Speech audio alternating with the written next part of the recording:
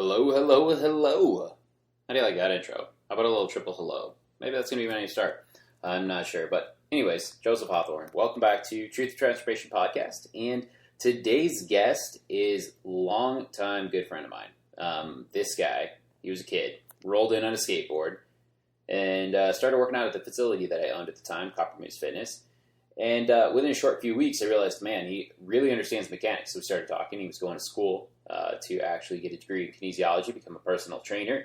One thing led to another, led to an internship, led to him becoming a really awesome coach in the fitness space and helping people get strong. Dude loves to lift weights. But what I think is really cool about his story is he gets from both perspectives. So whether you're a personal trainer out there listening, because I know we have a lot of other coaches in the world that listen to this, or you are just on your own self-weight loss journey. He's lost 60 pounds. And he did it through trial and tribulation, through stumbling, through figuring it out, and overcoming self-doubt, and has kind of figured out how to maintain some powerful things that we talk about, where you've got to build boundaries and learn how to say no so that you don't burn out, so that stress doesn't drive the rest of your life and drive your patterns and drive your habits, your routines, and ultimately your outcomes. And so we talk about longevity and how scarcity mindset really plays a role with all of this. So it's a fun episode. James is a great guy and super excited. So without further ado, let's get to the show with my good friend,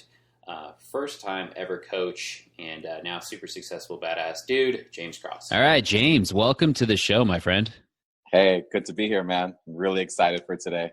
Yeah, man. So we've got quite the history, dating all the way back to you first getting your kick and just getting started in the fitness industry. And now you're Mr. Mega Trainer, still with the same amazing, gorgeous beard. So hopefully people hopefully people can be watching this in some regards so they can see. But I'd love for you to just kind of talk about your history and start with everything. I think it's so relatable for anyone, whether it's a young coach out there starting, a coach that's like well established, but especially clients who are struggling with weight and going along this journey. Your story has a lot of impact. So let's start there, man. Yeah. So I was always active. Kind of in high school, I did play a lot of sports. I played football. But even me being active, I was still overweight. So I'm only about 5'6", so I'm like really short. And I was close to like 215. So think of me as a short person, but really wide. So, I mean, because I played football, I played the defensive line, I played offensive line. So you have to be really big in that position. Yeah, so you were like, a block. You were a block, man. I was a block.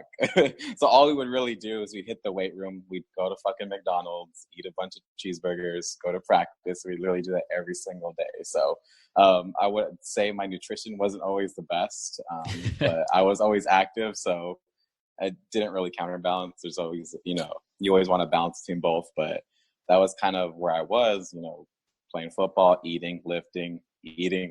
Still hasn't changed much, but I'm eating better things, obviously. So eating better, training smarter. Yeah, exactly. So again, like I always struggled with weight. Like once I was done with football, I'm like, hey, I have all this weight on me. Why do I really need it? Like I'm not playing football anymore. Like I just like don't feel good about, myself. I felt like insecure. I felt, I was like kind of like, oh man, like, am I going to get any chicks? Like, I'm straight out of high school. That's on my mind right now. So I'm going to get any chicks being this big. So struggled with, weight from time to time. I kind of played around with doing my own diets and stuff. Like I went vegan for like a month. God, that was horrible. Sorry to all the vegans out there. I actually did vegetarian for about 2 years and it actually worked pretty good. And that kind of helped. And actually for most of the time, like I would, go running with my dogs. I would, go to like 24 LA, just kind of doing my own thing. And I kind of made it into a routine. And I started seeing, weight dropping, like, wanted to still stay active. So, I kept that routine up and eventually I dropped 60 pounds, nice. all on my own, basically. I was skinny. I didn't have any muscle on me that much, but, I dropped the weight. And so that was always like, kind of like, I love being in the gym and just kind of seeing like, I see trainers at the gym and it looks like, they really enjoy their job. And I was like, oh, that's a cool, way to like make a living is becoming a trainer. And I kind of like was interested in that. And that's kind of when I heard about a place called Copper Moose Fitness. one of my friends was actually working out there, and she's like, "Oh, come over, like try a trial, just it's really fun. Like the owner's really cool. Like he'll let you come and work out and stuff." I'm like, "All right, might as well." Like, I like to work out. I never worked out an actual like facility before and was trained by anyone before, so I'm like, oh, might as well give it a try. What can I lose? And I went in there, and then it's like, it was funny pulling up. I'm like, well, first of all, I had a skateboard, so let's pre-frame that. I was rolling up on my skateboard, and I go into this like random like parking lot, and there's like this sign that says Heart Employment on it. And then like, I'm like, is this the gym? And I look in there, and there's you, you're like running a class, you're owning that shit. Like, yeah, we were the speakeasy of fitness. We were underground to the point where we even had other signage up there. So you were either in and you knew about it and you were part of the culture and the clique, or you were just lost out there in the world all alone. It's true. I was lost out there in the world on my skateboard, and so I came in, did my first workout. I was like, holy shit! Like, this is like so much fun. Like the community was great. And it's like the biggest thing between like, training at like a LA or 24 versus going to an actual gym. It's like, you have that energy there. Like, it's not just mundane. It's like, it's a switch up from your normal like routine and stuff. And I got hooked on that. So, like that was pretty much my start. And it kind of goes from there. Like, since, when I was there, I put on a lot of muscle. Like I was like, skinny when I came in, but then I started packing on the muscle, like when I started doing a lot more lifts and, learning how to deadlift and squat and bench and all that. It was really fun. So, I mean, that was kind of like my fitness journey from there. And then transitioning to being a coach. I think after like my trial was done, like, we sat down, we talked for a little bit. Just kind of, you're asking me like, where do you want to go? Like, what are you looking for? And I'm like, and this is like, I've dropped out of college twice already, just pre-framing you guys. I was never like the biggest like school person. So I dropped out twice, I was thinking, what am I going to do? And, I was going to school to become a personal trainer. So I was doing like some online program, and I talked to you about it, and you're like, hey, like, stick around a little longer and see how you fit into like the whole culture. And, we can bring you on as a, like a coach and see how you do. And if you're really interested in that, and I'm like, fuck it, let's do it. And I just dived in from there. So, yeah, I mean, that's kind of like where I got my start, just, from where I was in high school with struggling with my weight to now that I struggle, knowing, what it takes, the struggles that you go through mentally.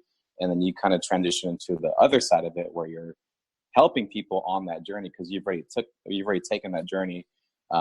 So it's like, I like knowing how to, like, I would say, relate with people on that spectrum, and just kind of knowing where they're at and how to guide them, I think really helped me kind of transition into being a coach. And I'm super thankful for, going through that journey, and, being able to know how people think when they're going through the weight loss journey, whether it's, looking at their body in the mirror and not liking it, or, not feeling the best, or not feeling as confident, just understanding that mentality of where people are at, when it comes to them physically, because it affects them emotionally as well. So yeah, I mean, that was like my first like introductory into the fitness industry. And it was not, I'm not gonna lie, it was a struggle, like whole different ball game. So like, people who didn't know me before, I was a dog trainer. So still connecting with people, but dogs don't talk back, people do. So, but I think that's the beauty, right? Is that, because I was going to make sure you touched on that piece, and we look at like the most well-known successful dog trainer out there, right? Cesar Millan. And, he's always said, he's like, it's, the dogs are easy. It's training the people. It's training the owners. It's, he can get a dog to command and do what's needed in a flash. And I've even seen you do that with multiple dogs in a flash. And, clients who brought their dogs in and say, well, you've gotten me excellent weight loss results, and I'm feeling stronger than ever before, and my body's actually no longer in pain. Can you help my dog with some anxiety? Right. And instantly see the dog responds to you immediately. But then you were like, now I'm going to turn the dog over to the owner, and coaching really begins. And so I think that's think that's powerful to understand. Is it was such a useful tool for you. And I'm like, man, anyone that can train dogs who are really just training a person how to then train their dog, there's something there, and it's a chill attitude that transfers over for sure. Definitely. Just because, like, especially when it comes, like, people are trusting you with their bodies. They're trusting you with your health. So it's like, you have to connect with them and earn their trust. It's not like they're just coming in here and just fully, like, giving in. Like, it's, and that's one of the biggest things I also struggle with being a young coach. A lot of the clients we had at Copper Moose were in their, late 30s, 40s, 50s, well-established professionals. And then you have a guy coming in who's like fresh off the street, 21, like, but yeah, like coming in as a young coach, training all these professionals, it's like, people, I kind of have their guard up a little bit. And, those are one of my struggles as well, is like trying to get people to, take me serious in a way, and like trying to trust me. So it's like, that was probably one of my biggest struggles as a coach, especially a young one. Like, I know when I think I was around 21 or 22 when we started coaching. And I made a lot of dumb mistakes. I was like coming in, like, I think there was a funny story. I came in one time and I was coaching and I had like 3 or 4 hickeys on my neck. And in the middle of coaching, just like, are those hickeys? And I'm like, so that was my nickname for like, I'd say about a good few months. But like, back to the story. But kind of going full circle is like, like, it's really like earning the trust of your peers, letting them see you in a professional light. And that was probably one of my biggest struggles. But in the end, like, I was able to fully gain their trust just because of my story and my struggles that I went through with weight, and, being there on the journey with them. And, the biggest thing is connecting with them and really understanding, what drives them, why they want to lose weight. Because like the biggest thing when people are working out, it's really not just, oh, I want to look better. There's always some underlying reason why they want to get fit. And when you ask the right questions, like a lot of like what and why questions of, say someone comes to you and they're like, oh, I want to lose 10 pounds and I want to have like a 6-pack or all my arms bigger. It's like, okay, why? It's like, oh, because, like, that's cool. Like, I want to look good. I'm like, but what is that going to serve you? So say you get that results tomorrow, say you get the biceps and the abs that you want, what's going to be different in your life tomorrow? And they're like, oh, well, I feel very self-conscious when I wear certain types of shirts, or when I go out to hang out with my friends, like, they're getting all the girls and I'm not getting any, or, I can't keep up with my kid at the park, like, or I can't walk upstairs without getting winded and having to stop. Once you kind of figure out, when you ask the right questions, you figure out what's their real reason why they want to get into, fitness and working out. It's always not just like, what's on the surface. Like, if you got to dig deeper to really find that. And once you find that, then that's the golden ticket right there. You know how to push them. You know what's going to motivate them. It's not like, oh, like, we're going to, you're not just going to go heavier in weight. We're not going to, go faster in the circuit. It's like, you really know how to push them of, hey, you want to keep up with your kid? Like, this is what we have to do. You told me that you want to, be able to go up the stairs without being winded. Like, let's keep on this. Like, why are we going to stop? It's like, let's keep going. And they understand that, oh, that is my goal. I'm not going to stop. So.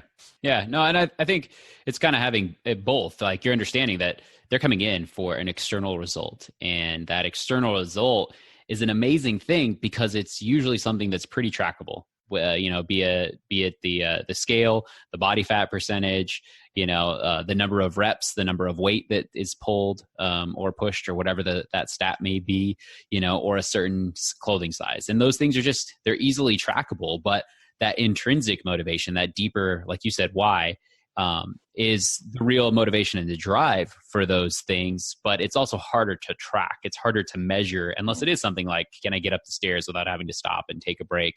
But it's being able to reflect upon that, and you being able to, remind them and use that as something that doesn't necessarily push them, but pulls them forward, is incredibly powerful.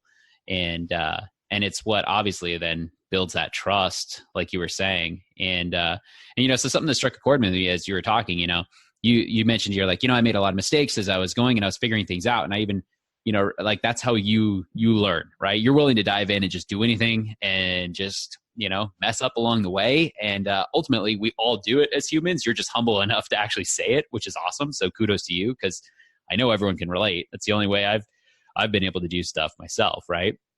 But you're talking about your initial weight loss story of losing 60 pounds, and you're saying your reason was like, oof, am I going to be able to like get a girl, get the chicks, is what you said. But ultimately, it's like, am I going to be alone, right? If I don't take care of my body and health, where is it going to go? This is where I'm at, fresh out of high school, 60 pounds overweight, body doesn't feel that great. But man, if I continue on this trajectory, am I going to be alone? Like, and that's a deeper, like, why, like you were saying, that rooted fear. But then what I think is cool is you went and you just tried different things, and you were able to kind of navigate. And you said, I did vegan for a while, and then I did vegetarian, and I was just trying to imitate what I saw in the gym, and I was trying running, and it worked, for sure. And I think so many people will go and they'll try but then fall off. So what was it about this whole process for you? Was it that you just stayed consistent within trying stuff and going, or did you find some kind of rhythm? What was the real reason you were able to lose that 60 pounds solo by yourself? And obviously that transfers over to you doing it with clients, but most people can't do that, So what do you think it was?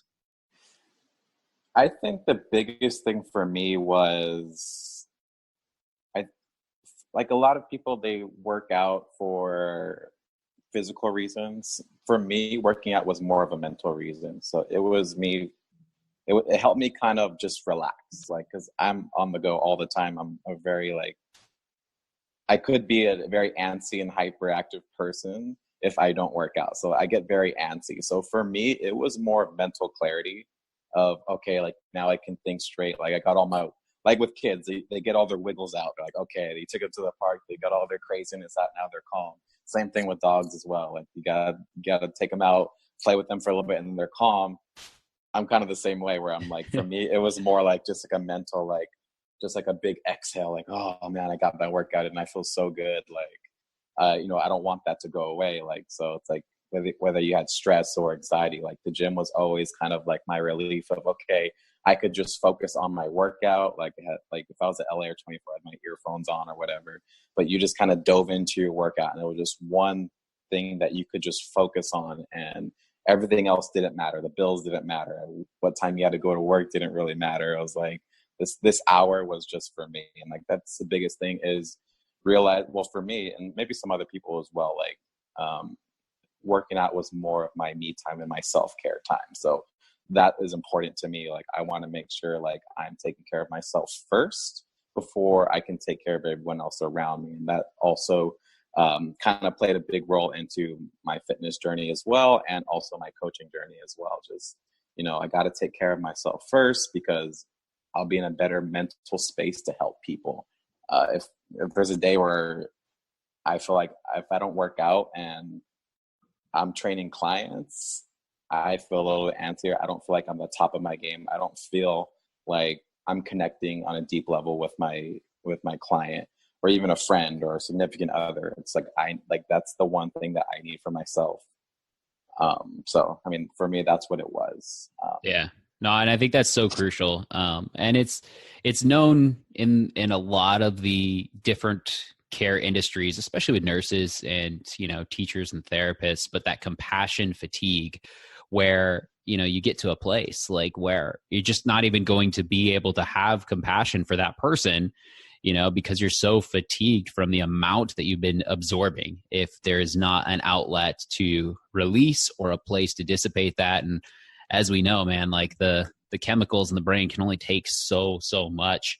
And fitness or physical release is just one of the brilliant mechanisms the body has built into it to allow it to like release those things so that we can, gain that. But, I think it's understood from things like the nursing world. I've trained and you've trained. That was one of our main specialties, was training nurses at Copper Moose Fitness. We had so many amazing nurses, and you just see it on their faces. They just come in and they're just so drained from taking care of people, especially end of life. I mean, just the amount of stuff, right? But it transfers over to so many industries, and I think it's starting to become known within the personal training world. But we still have, the average personal trainer still only lasts for 18 months. That's the lifespan of the career.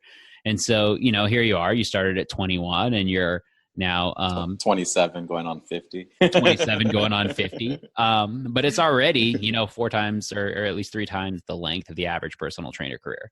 And I think it's because you're experiencing a lot of compassion fatigue if you don't take care of yourself. So you're hitting on something, and I'm only bringing it up because we do have a lot of coaches that still listen to this, as well as, our wonderful everyday peeps that are just looking to improve and in all areas of life. But for the coaches out there, I think that's such a powerful thing you were talking about. So, how do you segment that for you? And then what keeps you motivated within that? Well, I mean, the biggest thing for me is always having your set non-negotiables. So for me, like one of my non-negotiables is I want to at least work out anywhere from 4 to 6 times a week. So I keep it within that broad spectrum just because, there's weeks where work's really busy and, I don't get enough sleep, and it's like, I don't want to train if I'm not well recovered, if I'm not, sleeping enough. I don't want to put my body through that stress. So I always keep it to 4 to 6, and that's like my non-negotiable. So I always make sure I have that time, because if I don't get that, then I'm failing myself. And then that's going to put me in a bad headspace. There's some days where I coach 10, 11 hours a day. And, for me to get through that, like I need an hour break to just, breathe and have my thoughts to myself and just need silence and, get my workout in. And after that, okay, I'm good to go. Like, let's go for the next, few clients. But like the biggest thing is setting your non-negotiables and, being okay with saying no. I think the biggest thing for me was, especially going into his coaching, because I've been doing it for about 6 years now. I'd say probably around like my 4th or 5th year, like when I started taking on a lot more like with clients and training a lot more. At the beginning, I'm like, oh yeah, like hustle, like it's hustle mode, like let's get as many clients as we can today, like. And then yeah, I mean, there's some times in your life where you have to hustle and you need to work that hard, but it only lasts so long before you fatigue out, you burn out. And that's when like scarcity starts coming in, where it's, especially if you're in like a financial rut, it's like, okay, I have to get my next client. I don't care if it's 9:00 at night. Like I got to take that next client. Like, I got to pay these bills. And then you get so caught up in saying yes to everyone, even if like you really don't want to take that late night slot or like the 5 a.m. slot, it's okay with saying no. Be like, you know what? No, my schedule is going to be from this time to this time, and my clients will be within those times. Like, it comes to longevity. Like, yeah, you could take a shit ton of clients in one day or even a week, but it's like, how long can you sustain that before you burn out? And I was in that boat as well. Because I moved from, so for those listeners who don't know, I worked at Copper Moose for about 5 years, 4 or 5 years. Yeah, 4, I think, almost 4. Yeah. Yeah. And then eventually I ended up moving to Washington. So I lived in Renton, Washington. And it was basically restarting over again. Like before, like I only worked at one gym, that's all I knew. So it's like, restarting your whole life again. And, I went from gym to gym, hopped around. There was one point where I was working literally 7 days a week, every single day for like a few months. And like, you know what, like I just like burned out eventually. And I questioned, do I still want to do this? Like, do I still want to be a coach? Do I, is this the right industry for me? Should I be, doing something else? And, I made it a point, like I need to change this because everything's fallen apart around me, whether it was my relationship, whether it was work, and the biggest thing that hit me, because I love my clients, like I do anything for my clients. I'm a people pleaser. But I even noticed myself, like I wasn't being the best coach I could be. I wasn't being consistent with my own clients. And, that really hurt me because the biggest thing I pride myself in is being there for my clients. I want to be 100% for them every single time I see them. I want them leaving with a smile. Like, those are the biggest things for me. And then once I felt like, damn, like I'm not even doing that. Like I'm fucking up. Like I need to start shifting something. I need to start, cutting back. And, once I cut back, so many more things like got easier. Like my schedule was easier to handle. Like I wasn't fatigued. I made time for myself to work out.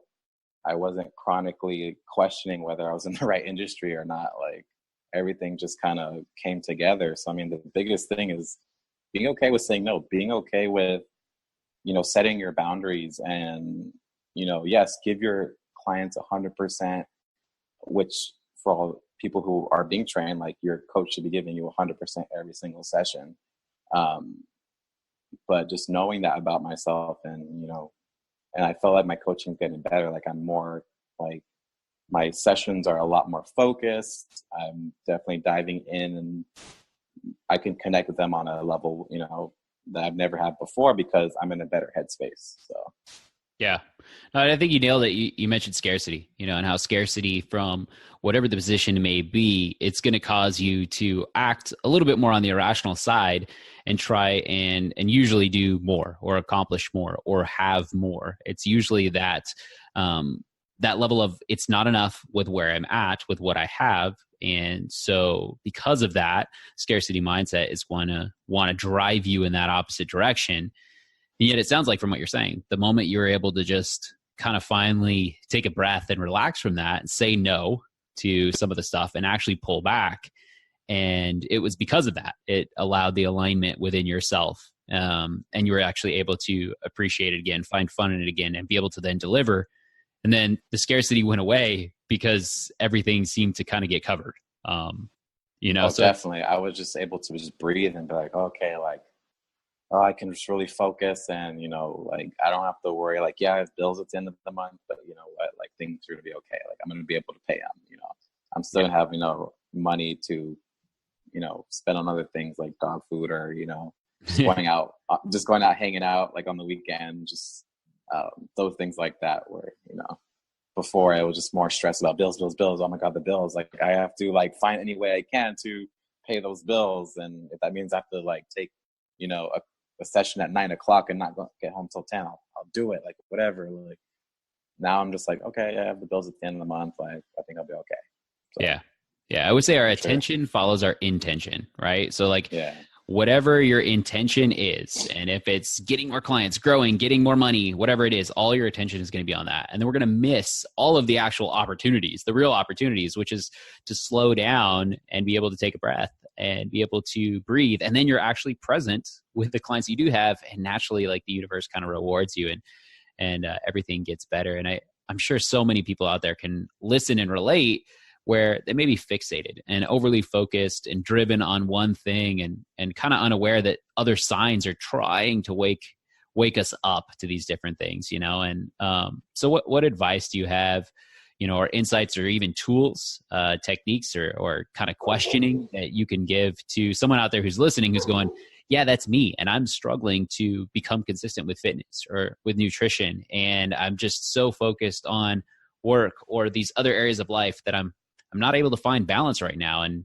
I've got all this going on. So any tools or systems or words of advice? I would say my biggest advice is just take things slow. Don't try to overload your plate with 10,000 different things. Like, I can give a good example of people who are starting a fitness routine. Yeah, I'm going to be in the gym, 6-7 days a week, no days off. And yeah, they might do that for a week or two. And then they're just completely shot. Like they can't even move. They're stuck on the toilet. They're so sore. Like, they're like, oh, I now have to take like 2 weeks off the gym. It's like, how about let's cut back? Let's maybe go 2 to 3 times a week. Try doing that for a month. Master that for a month. Can you master that? If you do, great. Next month, maybe we add in 1 extra day. Maybe we add in, something. Maybe we focus a little bit more on nutrition now since you got those 3 days in. So it's more about, let's start small. Let's start pouring about things little by little, getting those habit changes. Because if you can get someone to work 2 or 3 days a week for like 5 to 6 months, you're going to see way better results compared to someone who works out 6 days a week and then takes a whole week off and then tries to go back and then maybe they get 1 or 2 sessions in and then take another week off. Cause then eventually like, oh, you know what? This is too hard. I'm going to quit. This is not for me. So it's like you take things little by little. And even the same thing with, you know, to all my coaches out there as well. It's like, you know, with same thing with clients, take things little by little. See, you know, I would say just see how things go. Like start little by little.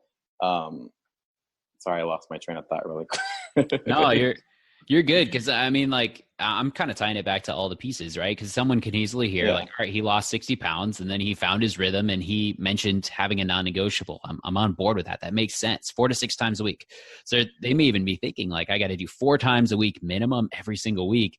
So it gets this like, go hard, go all in, go ham type mentality of like, I've got to be all in. And these phrases, that's all they are. They're just phrases. They're just words. And to me, it's like, you know, there's this like, I either go all in or I do nothing. I have this all or nothing approach and it just turns into all of nothing, right? That 6 days on and then 2 months off. And so it sounds like to me, you're saying start small and get the win, but set a non-negotiable so that whatever that win is something that you know you can actually win, whether that's 2 times a week, you know, or you know, whatever it is, but that's going to be the catalyst for change. That's going to be the momentum. That's where the drive is going to actually happen. I think that triggered something in my head. So like kind of getting back on track. Now I kind of remember what I was going to say was just because like us as coaches, we're basically, I wouldn't say role models, but the client trusts us with them. So if you can't live it, how can you, you know, show someone that and tell someone to do that? It's more like, you have to live it first and know the process and know the journey so you can relay that to your client and like, you know, let them know like, hey, like you might experience this. You might experience this feeling. You might experience, you know, your body doing this because I went through the same thing. So I can totally understand where you're coming from. Because I feel like the biggest misconception when it comes to trainers is like, oh, they don't understand my journey. Like they've never like, you know, been overweight or, you know, they've never struggled with anything. But to be honest, most trainers and coaches out there, they've dealt with a lot of things, whether it's physically or mentally, that their clients feel. And that's why they're in this industry, is to help people who are dealing with the same things we are. That's I know for me, like, that's why I got in this industry. Like, I wanted to help people and because people will always like, they'll forget, like, if you like, okay, you got them stronger or, you know, you help them lose 10 pounds, but it's more about the impact you have on them long term. It's more about how you make them feel is what they'll remember. Like, oh yeah, like, you know, Joseph, he always gave me a really hard high five and that always made me laugh. Like, you know, at the end of every session, they'll remember that. Those little things like that, they'll remember those things. Or, you know, making someone always smile at the end of their session because they want to come back. It's the main thing. Like, I think we always used to say, high fives save lives. Yep. which totally, I think the simple thing as touch, like, or saying someone's name or, you know, making eye contact with them in time, they're doing a really good job. Like, people remember that stuff. Yeah. I think that's the biggest thing. It's spot on, man. So what would you say is kind of the number one obstacle that you see for most people that are coming into you and they're trying to make this transformational journey work? What is that number one obstacle that you constantly see from people, and how do you help them overcome it? I think the biggest obstacle is changing how people view themselves. I have tons of clients who come in, oh, I hate my arms. My arms are so flabby. Like, you know, like, oh, look at my stomach, or, oh, like, I have back fat here, or whatever like that. It's just more like, okay, but what do you like about yourself? Is there anything that you like about yourself? And then they kind of think a little bit and, you know, they're like, oh, well, you know what? I think I'm pretty strong, or, you know, you know, I like to run, or like, so it's always kind of reframing that thought process, just because there's so much, as much as I love our industry, there's a lot of bullshit out there, to be honest. And especially through social media and through magazines where they have these unrealistic fitness expectations and having like a quote unquote ideal body type, whether, you know, it's a 6-pack or someone who's very slender. And like, that's like what people think is the ultimate, like, what fitness should look like, what a fit person look like. But I mean, it really comes down to that person. It's like, what is fit to you? It's different for everyone. And I don't think there's an actual body type to what fit is for people. So, I mean, that's the biggest thing that we try to fight on a daily basis of, unrealistic goals and expectations that people put on themselves because they see the magazines, they see the Instagram posts. So and then it just makes them more self-conscious. Like, oh, I'll never, look like that, or I'll never be able to do that crazy, sexy exercise you see on Instagram, or, things like that. So, I mean, that's the biggest thing. Like, just, whatever works for you in your life, whatever makes you feel confident, like, have that, like, in your mind, and and I usually recommend, find 2 things that you like about yourself, or 2 things that you're happy with, and maybe 1 thing that you could work on. And just remember that every time those negative thoughts come in, maybe you're like, oh, like my arms are flabby, whatever. But what are 2 things that you do like about yourself? And I feel like that'll start changing their mind onto how they feel about their bodies. So. Yeah, no, spot on, man. Definitely all about the celebration. Keep that positive mindset going so that the motivation and drive continues on. So we don't lose that momentum and steam and just repress and then depress and then completely regress. Not trying to be Flavor Flav and rhyme here, but that just kind of flowed. So Flavor Flav. Exactly. So that's how legends are born, my friend. But so the last couple things I definitely wanted to touch on, because we don't really talk about it on this show too much, but it's just overall programming, programming for clients and stuff like that. Because you've had such a myriad of different clients, from figure skaters to pretty much every form of athlete, badminton players and soccer players and even rowing, fencing. Yeah. But then, of course, clients that are in their 60s and 70s and 80s, that are coming off of rotator cuff surgery, double hip replacements, you name it, you've seen it, trained it, and our folks that are on the journey of permanent weight loss, sustainable. So, just kind of wanted to pick your brain and hear what you have to say about just programming in general. I know that's your biggest thing. You are a programming nerd. I could name the program and you could tell me all the aspects about it and and whatnot. So we could go down that path too. But love just to kind of get some insights from you. I would say the biggest thing is to just keep it simple, like building a strong foundation, whether it's an athlete, like whether a high school or collegiate level athlete, to your corporate, boss who's like 40, 45, they have 3 kids, they have a high stress, job. Keep it all simple. Build a strong foundation. The first things, like, you have to get down the movement patterns. You're doing a hinge, you're doing a squat, you're doing a lunge, upper body push and pull, and build those blocks, build that foundation. There's times where you can use those sexy exercises, but that's not the main thing. The goal is to make sure that your client is feeling good, getting them out of pain, making sure they're strong enough, but also they can, go upstairs without getting fatigued. Like, there's lots of people who can lift, 800-900 pounds, but they get fatigued just going upstairs. So it's like, keep everything simple, have a reason why you're doing that exercise. Don't be afraid to, write something, but make sure you know how to back it up. That's the main thing, is have a reason for everything, not just because, I want to put in there because it looks cool. It's have your reason why.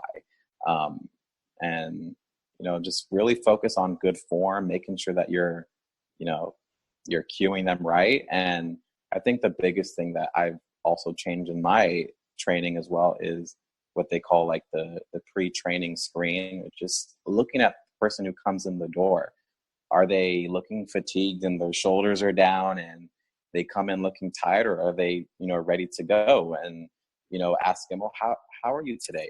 Did you sleep well last night? Like, did you get anything to eat? Like, those are like the top questions, just because, you might have a crazy training program where it's like, they're going to do like 90%, of their 1 rep max on deadlifts today, but the person got 4 hours of sleep because their kid was crying at night. Are you really going to have them do that? So being able to, just, change on the fly if you need to, and just listening to your clients and, You know, understanding, okay, maybe, you know, this is not a good idea today. Maybe we can save it for another day. Let's do some foam rolling. Let's do some mobility work. Let's do a little bit of biceps and call it a day today. Maybe that's what we need to do. Like maybe that person just needs to just have a relaxing session. Sometimes they're coming amped up. That's a good day to, hey, let's pull some heavy weight. Let's work hard today. So, I mean, those are the biggest things. It's always, you know, being able to adjust on the fly, keep things simple. You know, listen to your clients is the biggest thing as well. Even if they're not willing to tell you, like, oh, I only slept 2 hours, you could tell. If you're in tune enough with your clients, just seeing them walk in the door, you can tell, because there's some people out there who was oh, I've only got 2 hours sleep, but fuck it, I'm gonna go and pull that weight. It's like, you know what? That's not the best idea. Yeah. So I mean, at the end of the day, like our ultimate goal is to keep our clients safe, and that's the biggest thing. So. Yeah. No, spot on, man. So it sounds like build the foundational blocks. You know, movement is a gift. So keep people moving and active and meet them at that level that they're at for that day. Not necessarily like the plan, not necessarily even the goal.